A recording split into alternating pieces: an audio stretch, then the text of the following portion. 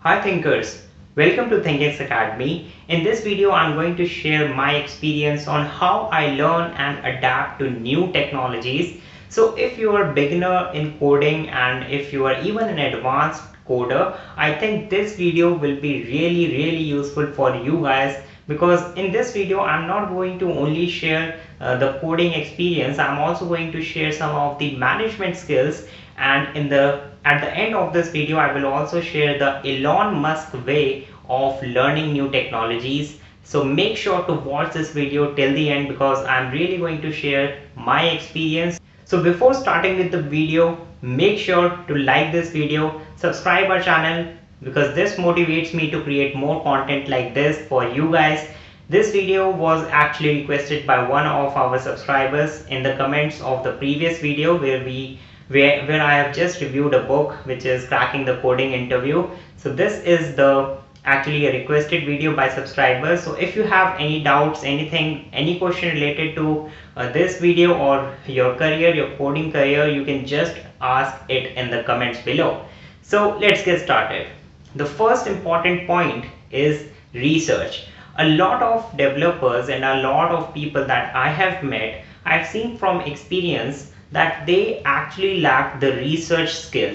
This research skill is very important, and if you are a beginner coder, you will have to become a good researcher, or you will have to become good at research, right? I'm not telling you to get a PhD in that type of research. No, this research is a new type of skill, and it is very important if you want to learn new technologies.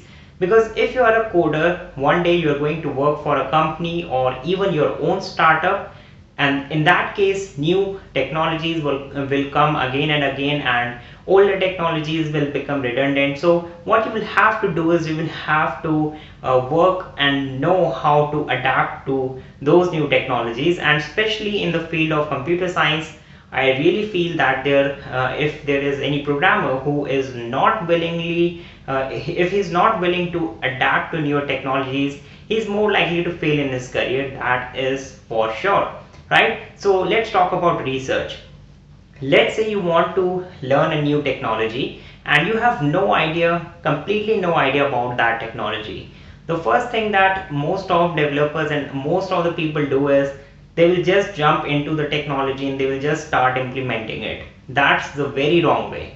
The first thing you need to do is you will have to go to the documentation part. You will have to find some projects related to that on GitHub, and you will have to find the community that has been already using that technologies in their own projects. You can go to Twitter and other social media website to actually connect with those people who are actually using those technologies in their own companies and own projects, and they're sharing what they are actually doing. Let's suppose you want to learn AWS. Let's suppose you are working in a company, right? I'm just making a scenario here. Let's suppose you are working in a company and that company is storing the databases inside of some hosting servers, and that now they want to switch to AWS, which is Amazon Web Services, and now they're telling you that you will have to migrate to that. Now learning that technology, the first thing you need to do is go to the AWS. First, research what are the things that are required for your project, right? You do not need to study the whole technology. You will have to do the research part, where you will have to understand what is important and what is not important for you, right? Because you cannot learn everything. Just focus on what are the things you're going to implement and what are the things you can disregard, right? Then you need to find a community. So on Twitter you can follow AWS, and when you will follow AWS, you will be able to see some suggestions of developers which are AWS developers. They are using developers, right? They're using this technology for a long time, so they can actually teach you a lot of stuff, and maybe you will connect with someone who has used that technology, and he will help you in that also. And basically I'm just going to tell you this with my experience. 3 years ago I wanted to learn Android development. The first step I did was research. I first just researched everywhere what are the good resources on YouTube, on Udemy, and everywhere I researched where can I get the resources. Then I found out a Android community and some Slack groups. I just went into those groups and I was understanding what they are actually doing and what they are actually implementing, and then it becomes a piece of cake for me to just understand that this is the right direction, right? If you have a lot of knowledge, you will have to basically converge it to a point where you can actually focus and you can actually do a lot of stuff with that. Now let's move on to the second step. Second step is what I call as dry run. Dry run is basically a procedure where what you do is you have a technology, let's say AWS technology. You just make a very simplest prototype. You can even find it on some GitHub project. What you just need to do is run it as much quickly as you can do, right? Just implement it. Do not go into the details.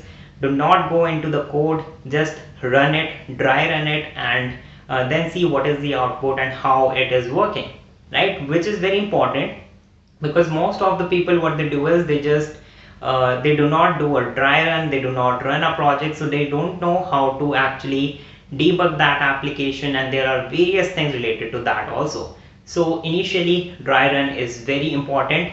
Make sure to create a very simplest demo, because before actually pushing the code and implementing that in the project which is in the production line, you're not going to take that risk, right? So make sure you make a separate demo, very simplest demo, and then implement it later on in the production project, right?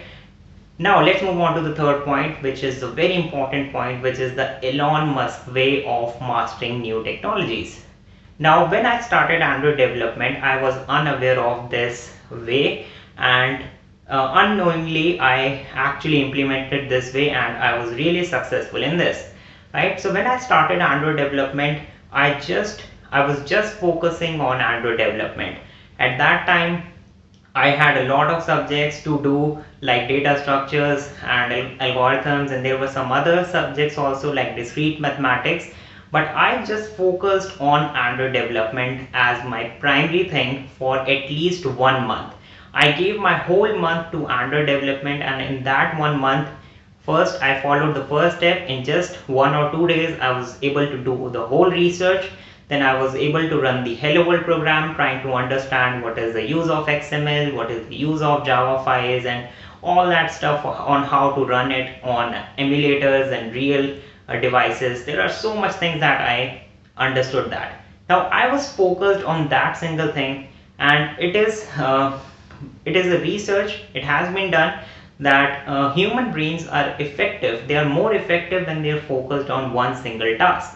For example, let's say I'm making this video.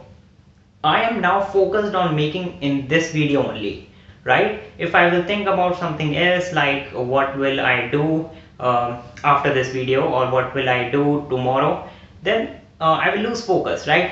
And that is the main reason you need to focus on one simple thing, and that will give you more effective results, and you will definitely become successful. You will be able to learn that new technology, and you will be able to learn that new skill, and this applies to almost everything you are going to do in your career. You will have to bring the focus to one thing, and then yes, after some time you can divide your time into some frames, and what you can do is you will dedicate one time frame for one specific task, and at that time you're just going to focus on that. Elon Musk does the same thing. When he's focusing on one company like SpaceX, he's not worried about the other companies, right? So he will just focus on that. So that's the three main steps of mastering, learning, and adapting newer technologies. If you have any more questions, don't feel shy, just drop the comments. Make sure to like this video. Thanks for watching.